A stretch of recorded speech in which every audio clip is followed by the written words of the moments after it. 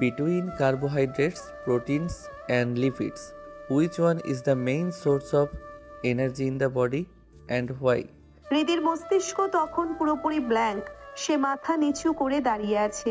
সৌহার্দ্য ভ্রু কুঁচকে তার দিকে এগিয়ে এলো। ঠিক হৃদির সামনে দাঁড়িয়ে তার উচ্চতার চাপে হৃদিকে আরো ছোট মনে হচ্ছে। সৌহার্দ্যের কণ্ঠে এক রাশ বিরক্তি এনে বলল, What's your problem? Answer my question. হৃদি আমতা আমতা করে বলল। আমি পারি না স্যার। সৌহার্দ্যের বিরক্ত হয়ে তাকিয়ে বলল, Can you do it? মুখে মুখে তর্ক ছাড়া। হৃদি চুপ করে আছে। ক্লাসে সৌহার্দ্য তার শিক্ষক, এখানে প্রতিবাদ করার সুযোগ নেই। হৃদির নীরবতা দেখে সৌহার্দ্য আরো এক ধাপ এগিয়ে এলো। একদম তার কানের কাছে মুখটা নামিয়ে নিয়ে ফিসফিস করে বলল, দেন হাজব্যান্ডের টাকা উড়িয়ে লাভ নেই, বাড়ি গিয়ে বেবি প্ল্যানিং করো, বেটার ফর ইউ। বলেই সে প্রজেক্টরের দিকে ফিরে গেল। হৃদির শরীরের প্রতিটি রক্তকণিকা যেন রাগে ফুটে উঠছে। দাঁতে দাঁত চেপে সে মনে মনে বিড়বিড় করে বলল, অসভ্য ডাক্তার, বাচ্চা তো পয়দা করবই, আর দিনে দিনে তোকে দিয়ে সেগুলোর হাগুমুতু না পরিষ্কার করিয়েছি তো আমার নামও হৃদিতা খান্না। হৃদির আগে দৃষ্টিতে তাকিয়ে রইল সৌহার্দ্যের দিকে। সৌহার্দ্য হৃদির জ্বলন্ত দৃষ্টি দেখে গলা খাকারি দিয়ে এক ছাত্রের দিকে ক্লাস টেস্টের পেপারগুলো দিয়ে গম্ভীর গলায় বলল, you will give this to everyone. বলেই ক্লাস থেকে বেরিয়ে গেল। সৌহার্দ্য বেরিয়ে যেতেই সেই ছেলেটা একে একে সবার হাতে ক্লাস টেস্টের খাতাগুলো ধরিয়ে দিল। হৃদি অধীর আগ্রহে নিজের খাতাটা নিল, কিন্তু প্রথম পাতাটা খুলতেই তার সারা শরীরে যেন বরফ জল ঢেলে দিল কেউ। 20 এর মধ্যে পেয়েছে মাত্র 12। হৃদি হতবাক হয়ে পাতার পর পাতা উল্টে দেখলো। প্রতিটি উত্তরের লজিক, প্রতিটি ডাটা সবই তো নিখুঁত। অন্তত 18 পাওয়ার মতো লেখা সে লিখেছে। হৃদির হাতের আঙ্গুলগুলো রাগে থরথর করে কাঁপছে। দ্রুত সুমিদের খাতাগুলো টেনে নিয়ে চোখ বুলালো সে। অবাক কাণ্ড, সবার খাতা তো নিয়ম মেনে চেক করা, সবাই ভালো নম্বর পেয়েছে, শুধু ওরটাই এমন অদ্ভুতভাবে কাটা। হৃদের বুঝতে বাকি রইল না, এটা সৌহার্দ্য ইচ্ছে করে করছে। কত বড় অসভ্য লোক ভাবা যায়। হৃদি রাগে দুঃখে বিড়বিড় করে বলল, অসভ্য ডাক্তার, আমি আর আমার বাচ্চারা মিলে তোর জীবন তেজপাতা না করছি তো আমার নাম পাল্টে ফেলবো, দেখিস তুই। হৃদি বাসায় ফিরেই ব্যাগটা যেখানে ছিল সেখানেই ফেলে রেখে বিছানায় গা এলিয়ে দিল। মাথাটা যেন কেউ চিড়ে দিচ্ছে, চোখ খোলার শক্তিটুকুও নেই। অসহ্য যন্ত্রণা নিয়ে কখন যে ঘুমিয়ে পড়েছে টেরই পেল না। যখন ঘুম ভাঙলো মোবাইলের স্ক্রিনের আলোয় তাকিয়ে দেখলো রাত 11টা বেজে গেছে। মাথাটা এখনো বেশ ভার, তবে ব্যথার তীব্রতা কিছুটা কমেছে। কোনো মতে ধুঁকতে ধুঁকতে সে রান্নাঘরের দিকে গেল। সেখানে আমিনা খালা সব গুছিয়ে রাখছিল। হৃদি একটু ম্লান গলায় জিজ্ঞেস করলো, খালা, সবার খাওয়া শেষ? ভাবি একা হাতে সব সামলালেন, আমাকে ডাকলেন না যে? আমিনা খালা একটু হেসে বলল, বড় বউ তো তোমারে ডাকতে মানা করছে ছোট আম্মা। সবার খাওয়া শেষে শুধু সৌহার্দ্য স্যার বাকি। সে বলে দিয়েছেন তার হাতটা ব্যথা, তাই তুমি যেন তাকে খাইয়ে দাও। কথাটা শুনে হৃদির মুখটা একটু কুঁচকে গেল। কাল এত নাটক করলো যেন তার খাবার খেলে গলা দিয়ে নামবে না। হৃদি মনে মনে একটু বিড়বিড় করলো। তারপর বিরক্তি নিয়েই সৌহার্দ্যের জন্য খাবারটা গুছিয়ে নিল। সৌহার্দ্যের ঘরের দরজাটা আধা খোলা। হৃদি ভেতরে তাকিয়ে দেখলো সে গভীর মনোযোগ দিয়ে ল্যাপটপে কি যেন টাইপ করছে। হৃদিকে খাবার নিয়ে ঢুকতে দেখেই সৌহার্দ্য ভ্রু কুঁচকে বলল, আমি ওটা খাবো না, ভাত নিয়ে এসো। হৃদি অবাক হয়ে তাকিয়ে বলল, আপনি তো রাতে ভাত খান না, তাহলে আজ হঠাৎ? সৌহার্দ্য বিরক্তিতে মুখটা একটু বাঁকিয়ে বলল, তোমাকে কি সব কৈফিয়ত দিতে হবে? যেটা বলছি সেটা করো, স্টুপিড। হৃদির মনে হলো এই অসভ্য মানুষটার সাথে কথা বাড়িয়ে সময় নষ্ট করা বৃথা। কোনো মতে নিজেকে সামলে নিয়ে সে দ্রুত পায়ে রান্নাঘরে ফিরে গেল। স্যুপটা নির্দিষ্ট স্থানে রেখে ঝটপট ভাত বেড়ে ফিরে এসে আবার সে সৌহার্দ্যের সামনে এসে বসলো। হৃদি ভাতের লোকমা হাতে নিয়ে সৌহার্দ্যের দিকে বাড়াতেই সে বিরক্তির সাথে চোখ কুঁচকে তাকিয়ে বলল, হ্যান্ড ওয়াশ করেছো তো? হৃদির মনের ভেতর রাগের অগ্নিকুণ্ড জ্বলে উঠল। ইচ্ছে করছিল তক্ষুনি কড়া করে শুনিয়ে দেয়। না, তোকে ওয়াশরুম পরিষ্কার করার না, তোকে ওয়াশরুম পরিষ্কার করা হাতেই খাওয়াচ্ছি, অসভ্য লোক। কিন্তু নিজেকে সংযত করলো সে। মুখে কোনো কথা না বলে শুধু মাথা নেড়ে ইশারা করলো, মানে হ্যাঁ। হৃদির বুকের ভেতরটা তখন অদ্ভুত এক অস্থিরতায় কাঁপছে। কাল তো চামচ দিয়ে খাইয়েছিল, কিন্তু আজ নিজের হাত দিয়ে খাওয়াতে গিয়ে তার হাতের আঙ্গুলগুলোতে বারবার সৌহার্দ্যের মুখের ছোঁয়া লাগার কারণে কেঁপে উঠছে। সৌহার্দ্য অবশ্য সেদিকে কোনো ভ্রুক্ষেপই করলো না। হৃদির বাড়ানো হাতের দিকে না তাকিয়েই সে নিজের মাথা এগিয়ে নিয়ে খাবারটুকু মুখে পুরে নিল। তার চোখ তখনও ল্যাপটপের স্ক্রিনে নিবদ্ধ, আর এক হাত দিয়ে দ্রুত টাইপ করে যাচ্ছে সে। হৃদির বুকের ভেতর জমে থাকা সেই নিভৃত আবেগগুলো সৌহার্দ্যের এমন যান্ত্রিক উদাসীনতায় যেন আরো বেশি করে দুমড়ে মুচড়ে যেতে লাগলো। হৃদি সৌহার্দ্যকে খাইয়ে দিতে দিতে হাতটা থামিয়ে হঠাৎ করে বলল, আচ্ছা, আমার ক্লাস টেস্টের খাতায় নাম্বার কম কেন? আমি তো সব মিলিয়ে দেখেছি, ঠিকঠাকই তো ছিল। বলেই সে বড় বড় চোখে কৌতূহলী দৃষ্টিতে তাকিয়ে রইল সৌহার্দ্যের দিকে। সৌহার্দ্য শান্তভাবে খাবার চিবোচ্ছিল। হৃদির প্রশ্নের উত্তরে সে অত্যন্ত নির্লিপ্ত কণ্ঠে বলল, মুখে মুখে তর্ক করার জন্য 6 মার্ক কাটা হয়েছে।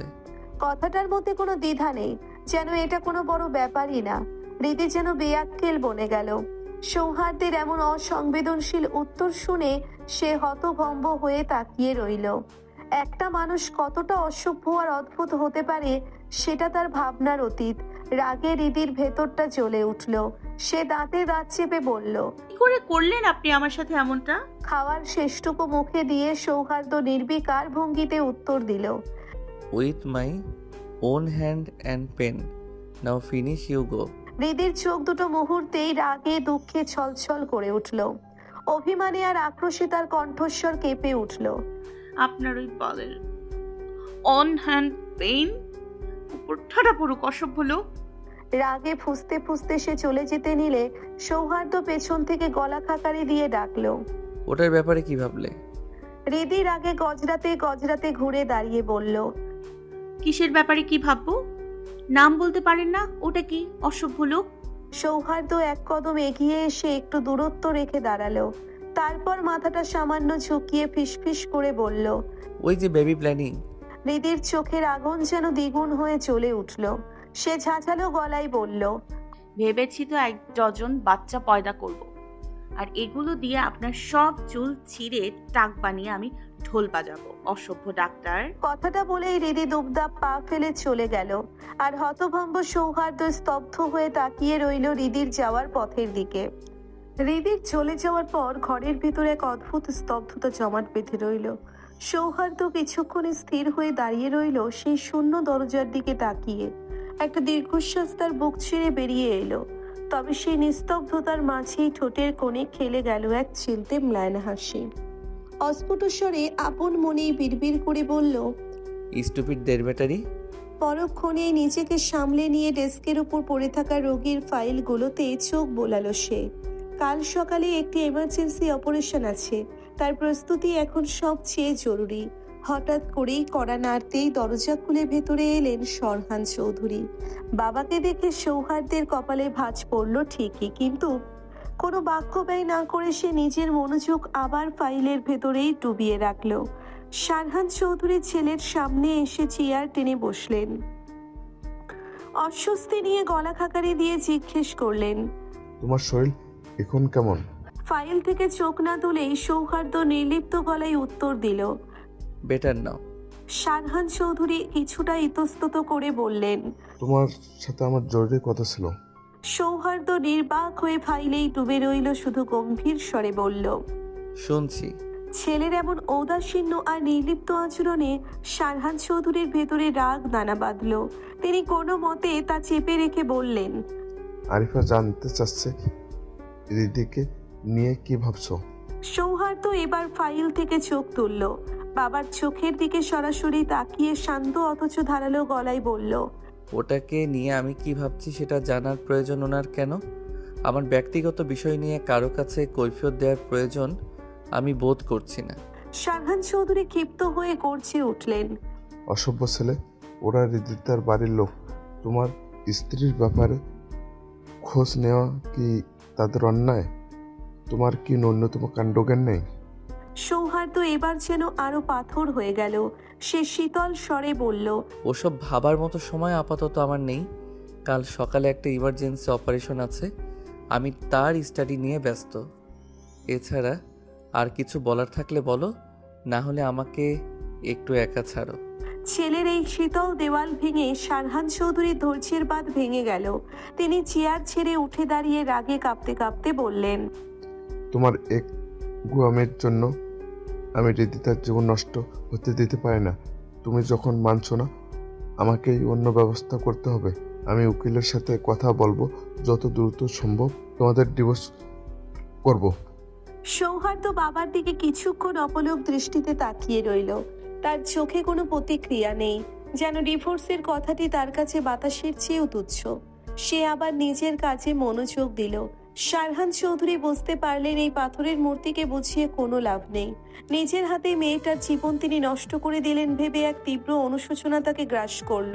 তিনি নিজের মনেই এক কঠিন সিদ্ধান্ত নিয়ে নিলেন। আর কোনো কথা না বলে রাগে গুমোট হয়ে ঘর থেকে বেরিয়ে গেলেন তিনি। বাবা ঘর থেকে বের হতেই সৌহার্দ্য কলমটা নামিয়ে রাখল। জানালার বাইরের অন্ধকার আকাশের দিকে তাকিয়ে একটা দীর্ঘশ্বাস ফেলল সে। চোখ দুটো বন্ধ করে কিছুক্ষণ স্তব্ধ হয়ে বসে রইল, যেন মনের ভেতরে জমে থাকা কোনো অজানা ঝড়কে সে একা হাতে সামলে নিচ্ছে। সেদিনের সেই ঘটনার পর পেরিয়ে গেছে এক পুরো মাস। রিদি এখন আর সৌহার্দ্যের বাড়িতে নেই, আশ্রয় নিয়েছে নিজের ফুপুর বাসায়। সেদিন শারহান চৌধুরী যখন ছেলের এমন পাথর চাপা নির্লিপ্ততা আর উদাসীনতা দেখলেন, নিজের সন্তানের এমন আচরণে তিনি লজ্জিত বোধ করেছিলেন। রিদিকে কাছে ডেকে পরম মমতায় তিনি বুঝিয়েছিলেন, মা, কিছুদিন আরিফার বাসায় গিয়ে থাকো, ও একটু একা থাকুক, নিজেকে সময় দিক, দেখা যাক ও আসলে ঠিক চায় কি। রিদি শুরুতে রাজি হতে চায়নি। সৌহার্দ্যের কাছ থেকে দূরে সরে যাওয়ার কথা ভাবলেই ওর বুকের ভেতরটা হু হু করে উঠছিল। কিন্তু শারহান চৌধুরীর মতো মানুষের অনুরোধ অপেক্ষা করার সাধ্য ওর ছিল না। অগত্যা রিদি রাজি হলো এই আশায়, হয়তো এই দূরত্বই তাদের সম্পর্কের জট খুলবে, হয়তো সৌহার্দ্যের অবচেতন মনের কথাগুলো স্পষ্ট হবে। কিন্তু রিদির সমস্ত প্রত্যাশা ভেঙে চুরমার হয়ে গেল। সবাইকে ভুল প্রমাণ করে সৌহার্দ্য এই একটি মাসে একবারের জন্যও রিদির খোঁজ নেয়নি। কোনো অনুতাপ, কোনো অস্থিরতা, এমনকি রিদির অনুপস্থিতিতে ওর জীবনে যে কোনো পরিবর্তন এসেছে তার বিন্দুমাত্র ছাপও সৌহার্দ্যের আচরণে দেখা যায়নি। রিদির চলে যাওয়াটা যেন ওর কাছে একটা সাধারণ ঘটনার মতো, যেটাতে কোনো প্রতিক্রিয়া জানানোর প্রয়োজনও সে বোধ করেনি। ছেলের এই অদ্ভুত নীরবতায় শারহান চৌধুরী ভেতরে ভেতরে প্রচণ্ড বিরক্ত আর লজ্জিত ছিলেন। তিনি কয়েকবারই রিদিকে ফিরিয়ে আনার চেষ্টা করেছেন, কিন্তু রিদি আর ফিরে যায়নি। অভিমানে আর অপমানে ওর মনটা পাথর হয়ে গেছে। রিদি বুঝে গেছে যেখানে ভালোবাসার চেয়ে আত্মসম্মানের অভাবটা বেশি প্রকট, সেখানে থাকা মানে নিজের অস্তিত্বকে বিসর্জন দেওয়া। এক মাসে সৌহার্দ্যের সাথে রিদির আর দেখাও হয়নি। রিদি জেনে বুঝে সৌহার্দ্যের ক্লাসগুলো এড়িয়ে চলেছে, যেন ভুলেও চোখের সামনে পড়ে স্মৃতিগুলো আবার নতুন করে ক্ষত তৈরি না করে। অভিমানের দেওয়ালে ঢাকা এই দূরত্বে রিদি কেবল নিজের ক্ষতগুলো নিয়ে বেঁচে আছে, আর সৌহার্দ্যের নীরবতা সেই ক্ষতকে প্রতিনিয়ত আরো গভীর করছে। ফ্ল্যাশব্যাক। সৌহার্দ্যের রুম থেকে বেরিয়ে শারহান চৌধুরী ধীর পায়ে এগিয়ে গেলেন রিদির রুমের দিকে। মাঝরাতের নিস্তব্ধতা চিরে দরজায় হালকা টোকা দিতেই রিদি ঘুম চড়ানো চোখে দরজা খুলল। এত রাতে শ্বশুরকে এমন অবস্থায় দেখে রিদি কিছুটা উদ্বিগ্ন হয়েই বলল, আব্বু, আপনি এত রাতে, আম্মুর শরীর ঠিক আছে তো? শারহান চৌধুরী হালকা হেসে আশ্বস্ত করে বললেন, ঠিক আছে, তোর সাথে আমার একটু কথা আছে মা। রিদি ওনার দিকে তাকিয়ে চিন্তিত মুখে বলল, আসুন আব্বু, বলুন কি কথা। শারহান চৌধুরী রিদির পাশে বসে ওর মাথায় হাত বুলিয়ে দিয়ে ভারী কণ্ঠে বললেন, আমি তোর ভালো করতে চেয়ে তোর জীবন নষ্ট করে দিলাম, আমাকে ক্ষমা করে দিস। শ্বশুরের এমন হাহাকার ভরা কথায় হৃদের বুক কেঁপে উঠল। সে শান্ত গলায় উত্তর দিয়ে বলল, জি আব্বু, এসব কি কথা? আমি না আপনার মেয়ে, বলেন। শারহান চৌধুরী একটু ইতস্তত করে দীর্ঘশ্বাস ফেলে বললেন, তুই কয়েকদিনের জন্য আরিফের বাসায় চলে যা। অসভ্যটাকে তোর মর্ম বুঝতে হবে। আব্বুকে ভুল বুঝিস না। আমি চাই তুই সসম্মানে এই বাড়িতে ফিরে আয়। হৃদি ম্লান হেসে বলল, আমার তো অসুবিধা হচ্ছে না আব্বু, আমি গেলে আম্মু কষ্ট পাবে। আমি যেতে চাই না আব্বু। হৃদির এই সরলতায় শারহান চৌধুরী দীর্ঘশ্বাস ফেলে বললেন, আমার কথাটা রাখ মা, চিরকাল একসাথে সুন্দর করে থাকার জন্য ক্ষণিকের দূরত্ব ভালো। হৃদি আর কোনো প্রতি উত্তর করলো না, শুধু মাথা নেড়ে সম্মতি জানালো। শারহান চৌধুরী শেষবার হৃদির মাথায় হাত বুলিয়ে দিয়ে ধীরে ধীরে ঘর থেকে বেরিয়ে গেলেন। শারহান চৌধুরীর চলে যাওয়ার প্রতিটি পদধ্বনি হৃদির হৃৎপিণ্ডে যেন এক একটি দীর্ঘশ্বাসের মতো আঘাত করছিল। সে স্থির হয়ে দাঁড়িয়ে রইল, কিন্তু ভেতরে তখন সমুদ্রের উত্তাল ঢেউয়ের মতো হাহাকার। হঠাৎ করেই বুকের ভেতরটা মুচড়ে উঠল এক তীব্র চিনচিন ব্যথায়, যেন অশরীরী কোনো হাত তার হৃৎপিণ্ডটা চেপে ধরেছে। চোখের নোনা জল গড়িয়ে পড়ছে অবিরত, কিন্তু হৃদি অতি কষ্টে সেগুলো মুছে আকাশের বিশাল শূন্যতার দিকে তাকালো। আর্তনাদের মতো স্বর বের হয়ে এলো তার কণ্ঠ থেকে, অবশেষে আপনাকে মুক্তি দিয়ে দিলাম ডাক্তার সাহেব। আপনার জীবন থেকে আমার অস্তিত্বের এই শেষ চিহ্নটুকু মুছে ফেললাম। একটু থেমে কাঁপা কাঁপা গলায় সে আবার বলল, সারা জীবন শুধু আপনার ভালো চেয়েছি, আজও তাই করছি। খুব ভালো থাকুন আপনি, একদম নিজের মতো করে। আমার এই চোখের নোনা জলগুলো যেন কখনো আপনার চলার পথে অভিশাপ না হয়ে দাঁড়ায়। আমি শুধু এইটুকু প্রার্থনা করি, আপনি সুখে থাকুন। যদিও জানি আপনার সেই রঙিন সুখে আমার জন্য আর কোনো জায়গা অবশিষ্ট নেই। ছাদের খোলা আকাশের নিচে তখন হালকা শীতল বাতাসের আনাগোনা, তারার মিটিমিটি আলোয় হৃদি আর জুথি মগ্ন লুডু খেলায়। জুথি আরিফা খানের ননদের মেয়ে, এই কয়দিনে হৃদির খুব মিশে গেছে। হাসাহাসি আর খুনসুটির সেই শান্ত পরিবেশে আচমকা ছন্দপতন ঘটালো শাহান। জুথির পাশে এসে বসে বাঁকা হেসে খোঁচা দিয়ে বলল, কিরে চন্নি, কয়টা গুটি চুরি করলি আজ? দেখি তোর হাতটা। শাহানের এমন অহেতুক অভিযোগে জুথি তেতে উঠল। চেঁচিয়ে সে প্রতিবাদ করে বলল, একদম বাজে বকবে না ভাইয়া। দিদি আপু, তুই বলতো আমি কি চুরি করেছি? হৃদি হালকা হেসে শাহানের দিকে তাকিয়ে বলল, আহান, অহেতুক ঝামেলা পাকিয়ে আমাদের খেলার পরিবেশটা নষ্ট করিস না ভাই। তাদের কথার তোড়ে যখন পরিবেশটা বেশ জমে উঠেছে, ঠিক তখনই গভীর পদশব্দে ছাদে উপস্থিত হলো সাহাবীর। তার উপস্থিতিতেই যেন বাতাসের উষ্ণতা কমে গেল। একরাশ গাম্ভীর্য নিয়ে বলল, অনেক হয়েছে, এবার ভেতরে চলো, সকালে কলেজ নেই তোদের, খেয়ে দিয়ে ঘুমাতে যা। সাহাবীরকে হৃদি আর জুথি জমের মতো ভয় পায়।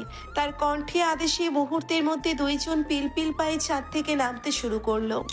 ঠিক তখনই সাহাবীর হৃদির দিকে তাকিয়ে শান্ত অথচ কর্তৃত্বপূর্ণ স্বরে বলল, দিদি, আমার জন্য এক কাপ কফি নিয়ে আয় তো। হৃদি মাথা নেড়ে সম্মতি জানালো। সাহাবীর তার পিছু ফিরে যাওয়ার দিকে তাকিয়ে ঠোঁটের কোণে এক ছিলতে মুচকি হাসি ফুটিয়ে বিড়বিড় করে বলল। আগলি। কিছুক্ষণ পর হৃদি কফির মগ নিয়ে আবার ছাদে এলো।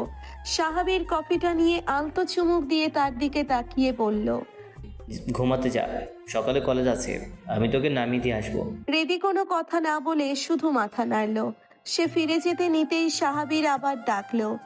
শোন, হৃদি থমকে তাকালে সে মৃদু কণ্ঠে যোগ করে বলে, তোর জন্য চকলেট রাখা আছে, খেতে। হৃদির ঠোঁটে এক চিলতে বিষণ্ণ হাসির রেখা ফুটে উঠল। এখানে আসার পর থেকে এটাই সাহাবীরের রোজকার রুটিন।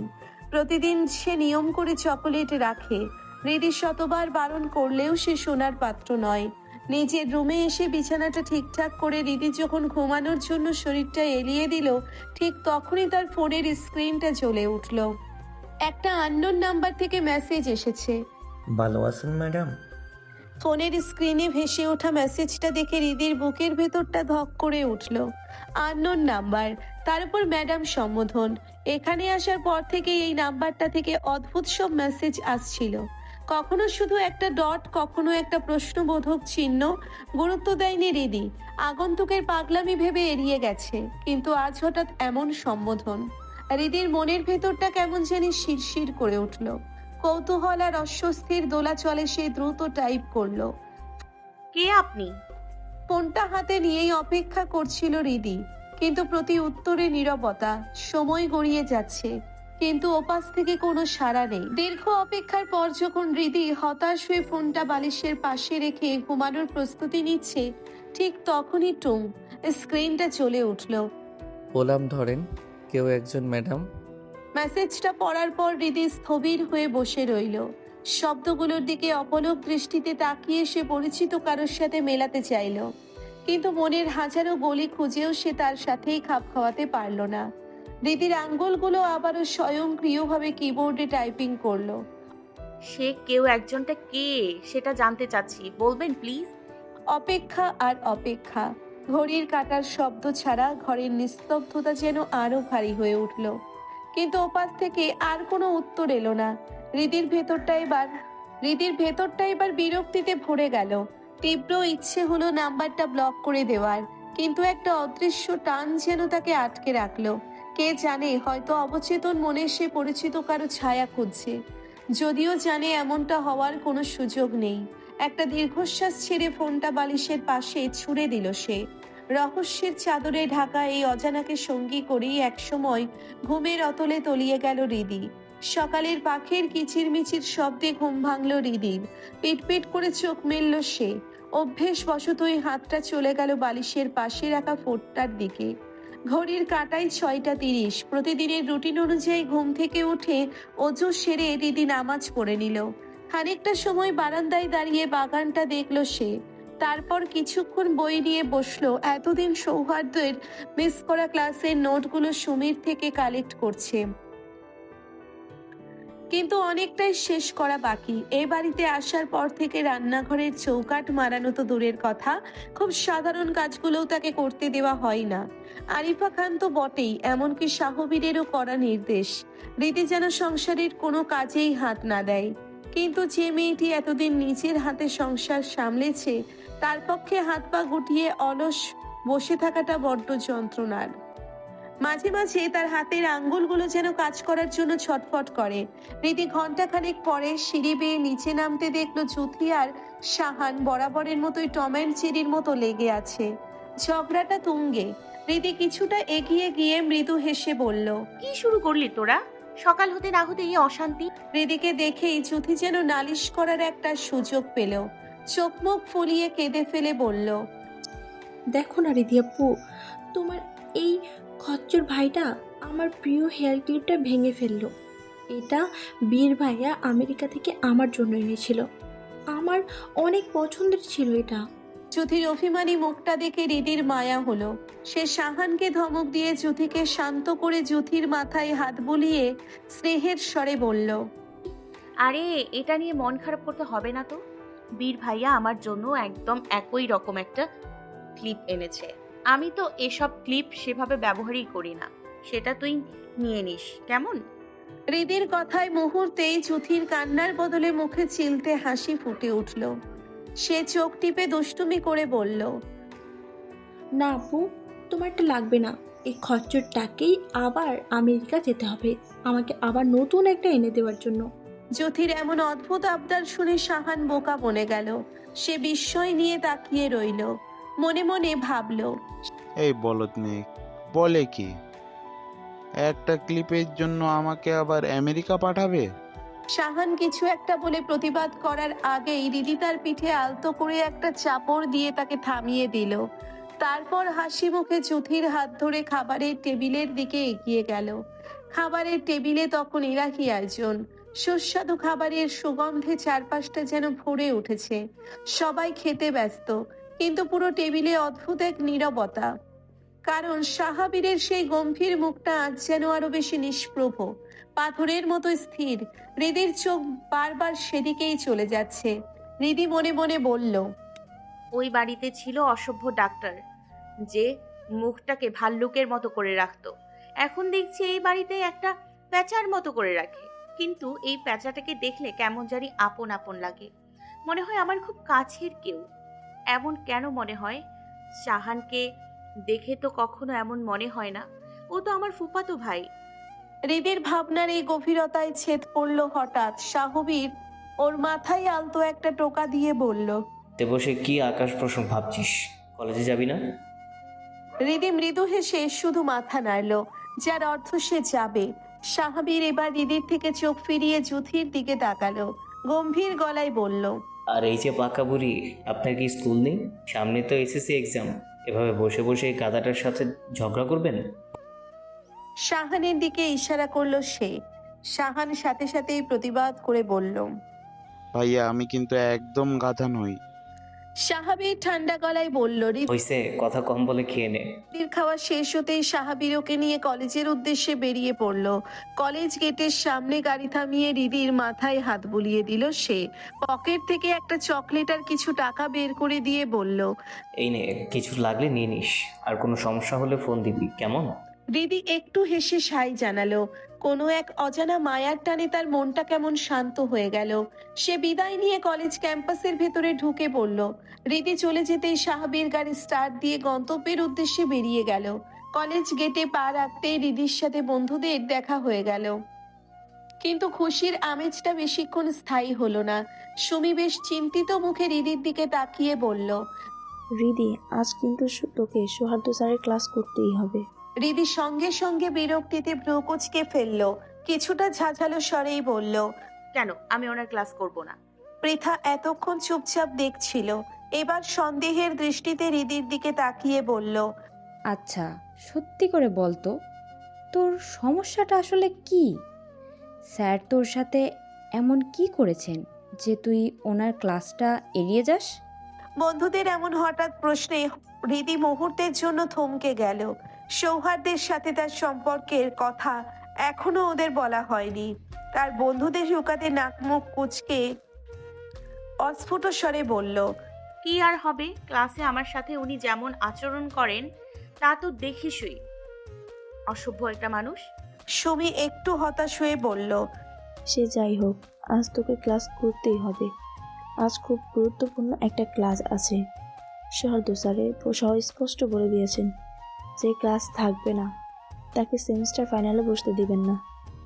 সুমি পৃথার কথার পিঠে রিদি ক্ষোভের সাথে বলে। সুমি এবার একটু নরম গলায় কিন্তু বাস্তবতার সুরে বলল। সবই কি ওনার কথাই হবে, নাকি পুরো পরীক্ষার অথরিটি উনি কিনে নিয়েছেন? বাদ দে তো এসব রিদি, চল ক্লাসে যাই। উনি এত বড় একজন প্রফেসর ও ডক্টর, ওনার সাথে আমাদের মতো ছাত্রীদের জেদ করে পেরে ওঠা সম্ভব নয়। ব্যাপারটা একটু বোঝার চেষ্টা কর। বন্ধুর কথায় রিদি কিছুক্ষণ চুপ করে রইল। একটা দীর্ঘশ্বাস ফেলে এসে নিজেও বুঝলো ব্যক্তিগত সম্পর্কের রেস ধরে নিজের পড়াশোনার ক্ষতি করাটা বোকামি ছাড়া আর কিছুই নয়। আর কতদিন এভাবে পালিয়ে বেড়াবে? কেনই বা পালাবে? সৌহার্দ্যকে ছাড়াও সে ভালো থাকতে পারে, সেটা তাকে প্রমাণ করে দিতেই হবে। মাথা উঁচু করেই নিজের অস্থির মনটাকে কোনো মতে সামলে নিল রিদি।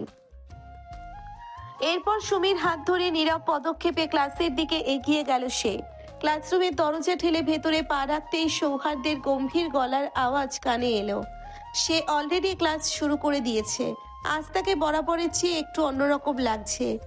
প্রতিদিনের কালো বা সাদা শার্টের বদলে তার পরনে আজ ছাই রঙের একটা শার্ট, হাতা গোটানো, যা তার ব্যক্তিত্বকে আরো আকর্ষণীয় করে তুলেছে।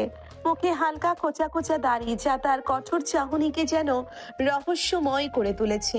প্রজেক্টরের আলোয় তার ছায়া দেওয়ালে কাঁপছে, আর সে হাত নেড়ে অত্যন্ত কৌশলে লেকচার বুঝিয়ে যাচ্ছে। সায়েম একটু কাঁপা গলায় নিচু স্বরে বলল। We can come in sir. Ridi মনে মনে ভাবলো, নিশ্চয়ই কোনো আজব তেরামি দেখাবে সে, এটাই তো তার স্বভাব। কিন্তু সবাইকে অবাক করে দিয়ে সৌহার্দ্য শুধু একবার তাদের দিকে তাকালো। তার তীক্ষ্ণ চোখে মুহূর্তে স্থবিরতা, তারপর নির্লিপ্ত কণ্ঠে বলল। ইয়েস। ক্লাস চলছে। হঠাৎ সৌহার্দ্যের নজর গিয়ে পড়ল সাইমের ওপর। তার গমগমে কণ্ঠস্বর পুরো ক্লাসে প্রতিধ্বনি তুলল। ইউ চার চোখ, কাম হিয়ার। সাইমের বুকটা কেঁপে উঠল। মনে মনে ভাবলো, এই খাটাসটা আজ আবার কি শুরু করলো? কোনো প্রশ্ন না করে সে অপরাধীর মতো এগিয়ে গেল। সৌহার্দ্য তাকে আপাদমস্তক পর্যবেক্ষণ করে হঠাৎ জিজ্ঞেস করে বসলো। গান পারো? এমন অদ্ভুত প্রশ্নে সায়েম বোকা বনে গেল। আমতা আমতা করে বলল। মোটামুটি বাড়ি স্যার। সৌহার্দ্য একটু ভেবে নিয়ে বলল। চলবে, ক্যারি অন। ওই যে গানটা আছে না, চলে গেছো কি, ওটা গাও। সায়েম কিং কর্তব্য বিমূঢ় হয়ে দাঁড়িয়ে রইল। সে কিছুই বুঝতে পারছে না।